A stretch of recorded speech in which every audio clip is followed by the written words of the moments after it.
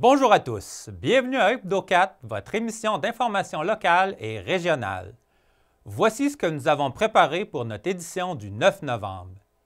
Dévoilement des finalistes du 16e Gala Reconnaissance de la Chambre de commerce et d'industrie de la Baie-des-Chaleurs, une rencontre avec Jérémy Laplante, le nouveau maire de Passepébiac, une nouvelle identité visuelle pour les centres de formation professionnelle et de formation générale des adultes du Centre de services scolaires René Lévesque. La SADC de Baie-des-Chaleurs est fière de présenter la 14e édition de son colloque annuel en ressources humaines et découvrir la nouvelle ligue de hockey féminin de Port-Daniel-Gascon. Télévague vous souhaite une très bonne émission. Le Gala Reconnaissance est le reflet de la vitalité économique et des talents de la Baie-des-Chaleurs. La Chambre de commerce et d'industrie de la Baie-des-Chaleurs souhaite honorer les entreprises ou organismes qui se sont démarqués au cours de la dernière année. Voici le dévoilement des finalistes. Le 24 octobre dernier, la Chambre de commerce et d'industrie de la Baie-des-Chaleurs dévoilait le nom des entreprises finalistes pour la 16e édition du Gala Reconnaissance via le réseau social Facebook. Le dévoilement fut présenté par Valentine Palma, directrice générale, et Caroline Poirier, directrice administrative. Elles ont remercié les entreprises et organismes pour leur passion et annoncé que ce fut une année record pour le nombre de mises en candidature reçues. Plus de 80, toutes catégories confondues. Pour la soirée du gala qui aura lieu le 22 novembre, ils invitent les participants à une soirée sous le signe de la brillance et de la résilience. La tenue chic est de mise, accompagnée d'éléments scintillants et dorés. Voici les finalistes pour cette édition 2025. Prix CIE FM, Commerce d'excellence, expérience client. Annie Mallery, Daniel Perrault, boutique, Librairie Libère. Prix Radio CHNC, service d'excellence, expérience client. Étienne Arsenault, équipe immobilière. Clinique de physiothérapie Amplitude. Steph Gauthier, narration et animation. Prix SADC de Baie-des-Chaleurs, pratique durable et éco-responsable. S Éco-Cabine, Manoir Belle-Plage, Sargim CTPP. Prix MNP Québec, relève et transfert d'entreprise. L'Amalgame, Casse-croûte du Ruisseau, LFG Construction. Prix Impact collectif et social. Station touristique Pin-Rouge, SEMO Gaspésie-les-Îles, Théâtre de la Petite-Marée. Prix Milieu de travail d'exception. Le Comptoir, Manoir Belle-Plage, Rail GD. Prix Croissance durable et innovation stratégique. AD Solutions, LFG Construction, Location Moreau. Prix Expérience culturelle, touristique et gourmande. L'Académie culinaire gaspésienne par le chef Philippe Allaire, S Éco-Cabine, Festival international du journalisme de Carleton-sur-Mer. Prix Employé de l'année. André Nadon, Gym Amplitude. Darlene Boulay, les menuiseries d'intérieur. Mélanie Loubert, SEMO, Gaspésie-les-Îles. Seront également remis lors de cette soirée. Prix Jeune personnalité de l'année. Prix Jacques Saint-Onge, personnalité de l'année. Prix Rayonnement d'ici.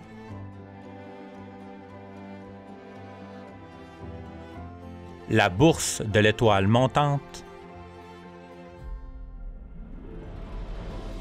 Prix coup de cœur du jury. Prix Maurice Canel, entreprise de l'année, présenté par Desjardins. Et le prix Hydro-Québec, engagement et solidarité. Bravo à chacun de vous pour le temps et l'effort que vous avez mis dans le processus de candidature. C'est le 22 novembre prochain qu'on se donne rendez-vous au Centre des congrès de la Gaspésie de Carleton-sur-Mer pour célébrer en grand. La soirée débutera avec le cocktail offert par Vent de l'Est suivi du gala, et on clôture cette belle soirée avec l'après-gala qui est de retour encore cette année, offert par Étienne Arsenault, équipe immobilière. Les billets seront en vente très bientôt. Restez à l'affût sur nos réseaux sociaux et notre infolette. Les places sont très limitées. Merci, félicitations encore aux finalistes et à très bientôt. Les centres de formation professionnelle et de formation générale des adultes du Centre de services scolaires René Lévesque dévoilent une nouvelle image de marque qui reflète leur enracinement régional et leur mission renouvelée. Voici ce que je vous ai préparé. Le Centre de services scolaires René Lévesque, CSSRL, dévoile tout récemment la nouvelle image de marque de ses 3 centres de formation professionnelle et de ses centres de formation générale des adultes. Regroupés depuis plusieurs années sous l'appellation l'Univers des pros, ces établissements évolueront désormais sous le nom de Centre de formation Gaspésie-Sud. Ce changement marque une étape importante. Il traduit la volonté du Centre de services scolaires René Lévesque de doter ces centres d'une identité forte, cohérente et représentative de leur réalité. Cette nouvelle image reflète mieux leur enracinement régional et leur mission renouvelée d'accompagner la population dans le développement de ses compétences.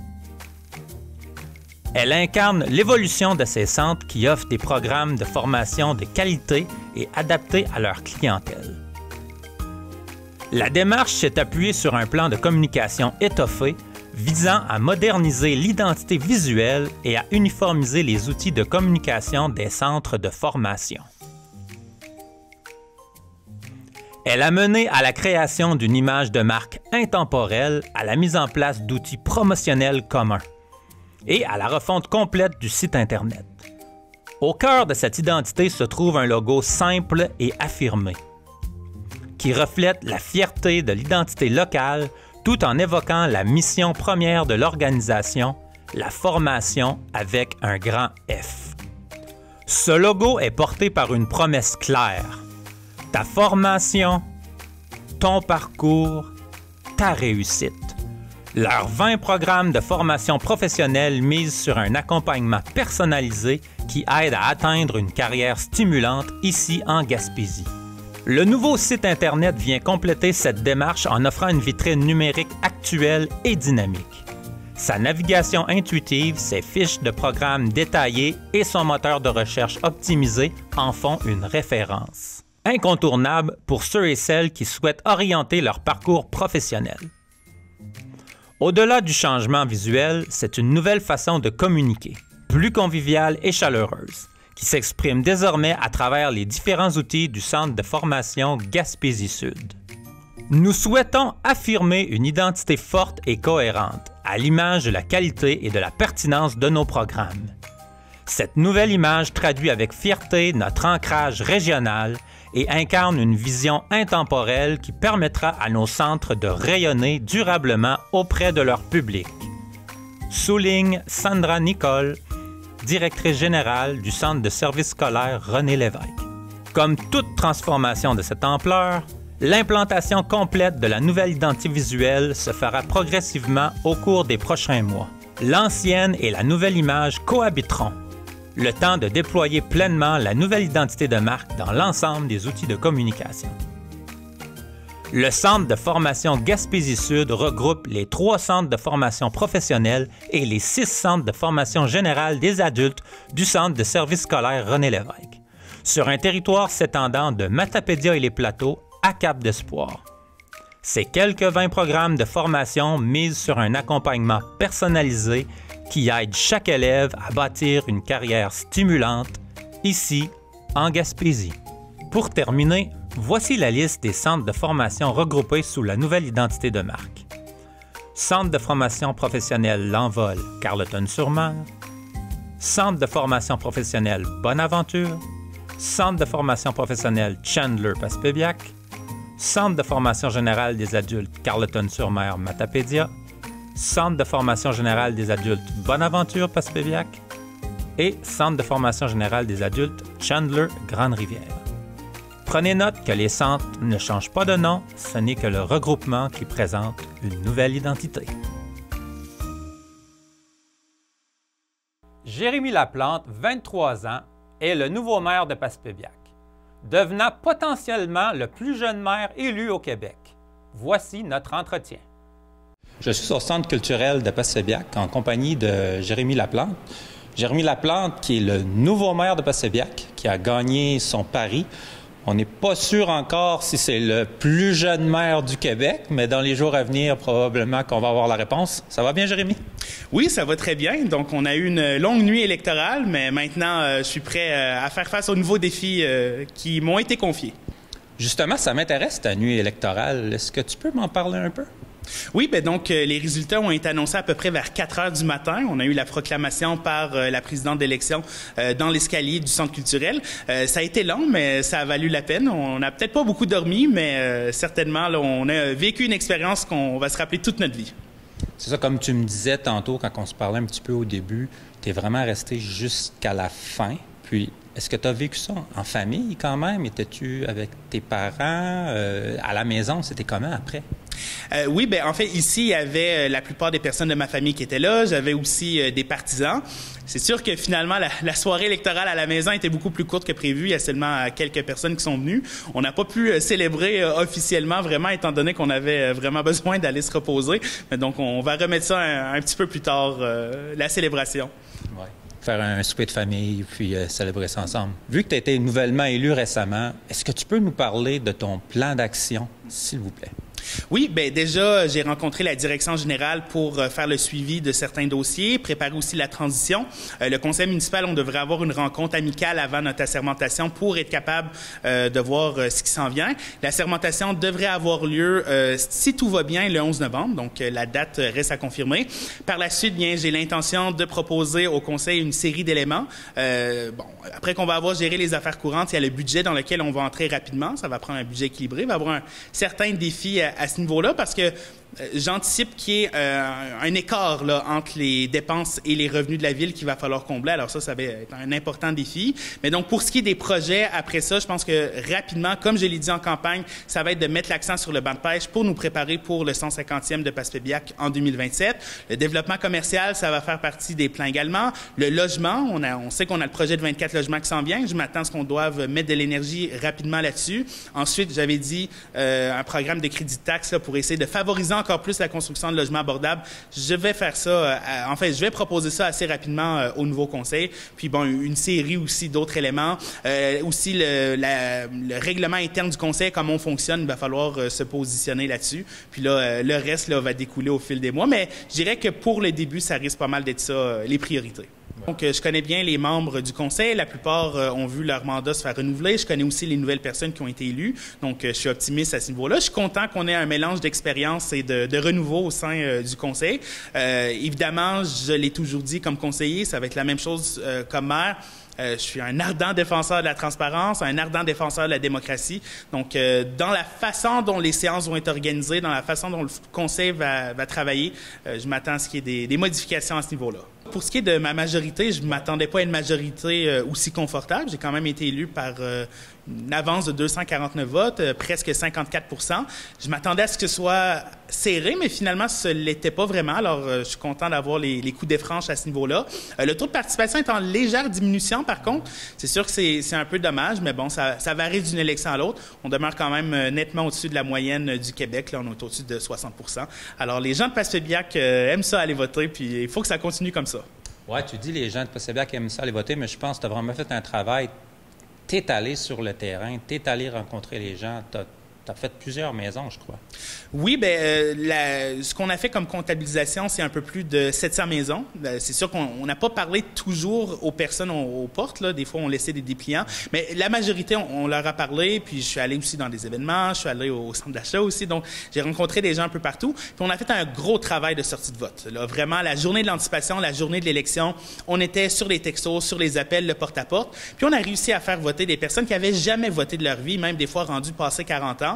Alors vraiment, là, on a fait sortir des personnes nouvelles, puis ça fait la différence dans le résultat de l'élection, ça, c'est clair. Puis on a intéressé des nouvelles personnes à la politique municipale, comme, en tout cas, j'avais pas vu auparavant lors de ma campagne de conseiller.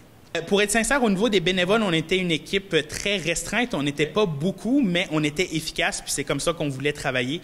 Puis étant donné que j'étais disponible à temps plein, mais je pouvais faire une grande partie de ce travail-là. Contrairement à la fois où je m'étais présenté comme conseiller, où là j'avais un horaire plus chargé, pendant mes études n'étaient pas finies. Mais là, on était en campagne à temps plein, puis on a réussi à gagner notre pari.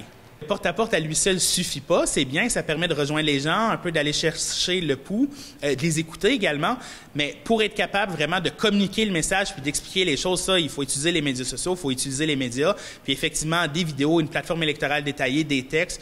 J'ai vraiment fait une campagne sur des idées, puis je pense que ça a été payant. Puis ça donne une base aussi pour le prochain conseil municipal de voir qu'est-ce qu'on peut travailler, parce que des fois en début de mandat, le conseil municipal se demande un peu qu'est-ce qu'on fait, mais là pour ma part j'aurais déjà un plan d'action à proposer, puis les membres du conseil pourront également le bonifier. Ouais.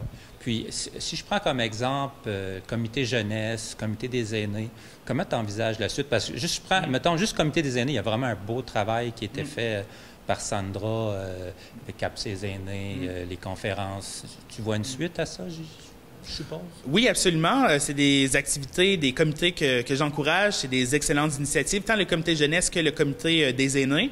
Évidemment, peut-être qu'il va falloir retrouver un peu de relais. C'est sûr qu'à titre de maire, c'est pas moi personnellement qui va être à la tête de ces comités-là. Mais s'il y a des personnes au conseil ou même des citoyens qui veulent s'impliquer, la Ville sera là, en ce qui me concerne, pour les soutenir. La SADC de la Baie-des-Chaleurs tenait cette semaine la 14e édition de son colloque annuel en ressources humaines. Ce rendez-vous annuel s'adresse aux employés, gestionnaires, responsables en ressources humaines, entrepreneurs et leaders souhaitant faire évoluer leurs pratiques et s'inspirer des meilleures stratégies humaines et organisationnelles. La SADC de Baie-des-Chaleurs est fière de présenter la 14e édition de son colloque annuel en ressources humaines. Un événement fort pour les gestionnaires, employés, entrepreneurs et intervenantes de la région.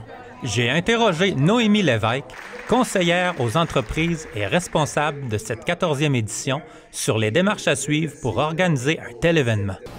En fait, ça part toujours de l'édition d'avant. On finit toujours l'édition par demander aux gens un peu s'ils ont apprécié l'expérience, puis de creuser un petit peu s'il y a des thématiques qu'ils aimeraient aborder davantage. Fait que on part toujours du sondage de l'année d'avant pour essayer de trouver la thématique qui va plaire au plus grand nombre l'année actuelle. Dans ce cas-ci, ça a été le leadership qui a été nommé par plusieurs personnes comme étant une thématique à creuser. Puis, c'est de répondre à un besoin aussi. La SADC, elle se fait un peu... Elle prend ce rôle-là d'aller combler un peu les manques à gagner, de proposer une offre qui n'est pas offerte par d'autres. C'est toujours une bonne stratégie, à mon sens. Puis aujourd'hui, ça a commencé, tu avais un panel de gestionnaires, de 3 gestionnaires. Est-ce que tu peux me parler un peu de ces gestionnaires? Oui, on a invité Gaël Gabin de la Société de la Rivière-Petite-Castapédia et de Pin-Rouge. On avait Guy Caillouette des entreprises PEC. Puis il y avait aussi Denis Bigeaud de Sargim.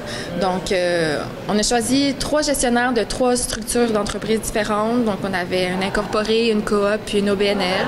Puis on leur a demandé un peu de prendre le temps de se poser des questions sur eux-mêmes en matière de leadership pour véhiculer un petit peu à la salle c'est quoi les bonnes pratiques qu'ils ont en entreprise puis qu'est-ce qui fait qu'ils arrivent à faire rayonner leur organisation. Aujourd'hui, là, vous avez des entreprises, des organismes, c'est un mélange des deux, c'est un peu de tout. Exactement. Donc, tout le monde est invité au colloque en ressources humaines, tout type d'organisation, tout type aussi d'employés. Donc, on n'a pas juste des gestionnaires dans la salle, il y a des employés aussi, des adjoints, des conseillers, des spécialistes. Donc, c'est vraiment ouvert à tous. Je pense que ça contribue aussi au succès de l'édition. D'accord. Puis là, dans pas long, vous avez des personnalités du monde des affaires qui sont invitées, qui vont donner des ateliers. Est-ce que tu peux me parler un peu des ateliers, les deux, si c'est possible? Oui, mais on parle de la thématique du leadership, puis on trouve des offres de services qui sont complémentaires ou qui viennent vraiment creuser certains aspects. Donc, ce matin, on a quelqu'un qui va nous parler un peu plus de la communication, puis on a quelqu'un qui va nous parler plus de prise de décision. Donc, les gens avaient le choix entre un des deux thématiques. Puis, on a des spécialistes de tout le Québec. Donc, on essaie le plus possible de trouver des experts d'ici, c'est sûr, mais parfois, on n'a pas le choix quand même de se tourner vers les autres centres. Puis, cet après-midi, on a un conférencier vraiment expérimenté là, qui a donné plein de conférences à des grosses entreprises multinationales pour nous parler un peu plus le visage humain derrière la fonction de gestionnaire, comment créer un peu plus ces relations-là de confiance, puis nous parler des tendances aussi qui vont définir l'avenir en gestion des ressources humaines. Oui, donc Annie Larouche de Propulsion RH, ça c'est une firme conseil dans la région de Montréal. On a aussi Véronique Fournier, qui est notamment membre du conseil d'administration de la SADC, qui est mentor pour entrepreneurs ici dans la baie des Chaleurs. Puis après-midi, c'est Marc-André Morel, qui est un conférencier à son compte. Merci de l'accueil, je vous entends, je vous vois.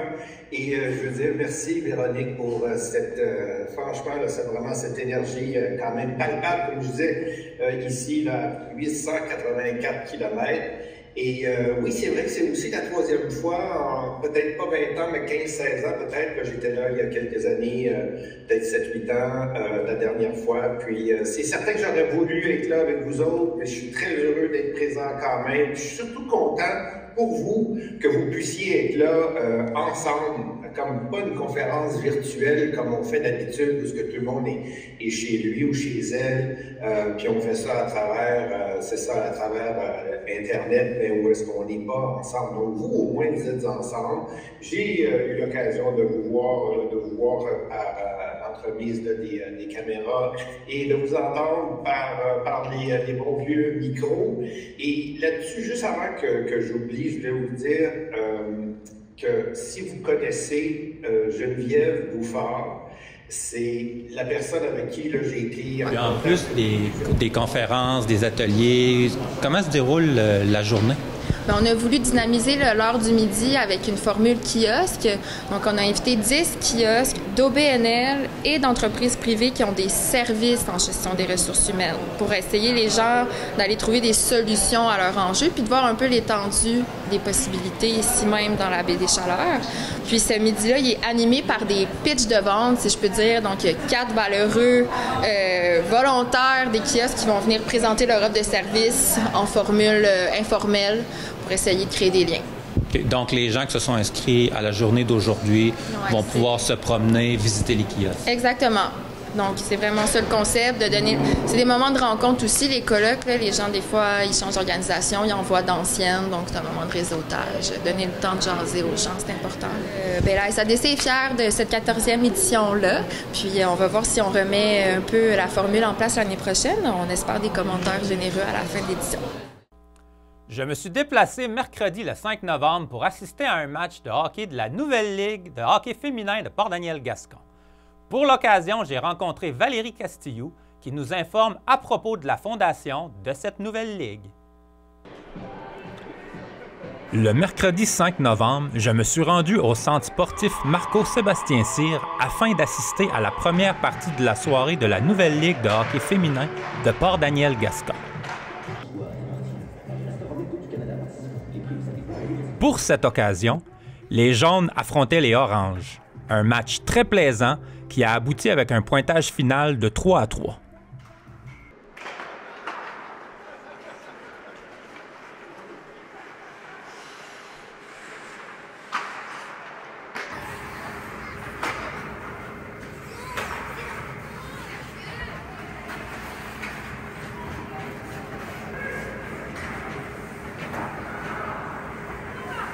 En compagnie de Valérie Castillou. Je te remercie. Tu viens juste de jouer un match, donc c'est vraiment plaisant que tu es ici.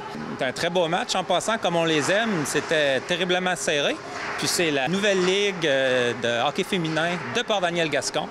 Donc, comment ça a pris forme, cette ligue-là, Valérie? Bien, dans le fond, depuis 2 ans, on faisait toujours une gang de filles. Là, on était une quinzaine, vingtaine de filles qui faisaient une location de glace tous les mardis soirs. Fait que quand quelqu'un qui était dispo pouvait venir, on n'avait pas besoin de s'inscrire. On venait quand ça nous tentait, puis on payait, mettons, 10$ chaque fille.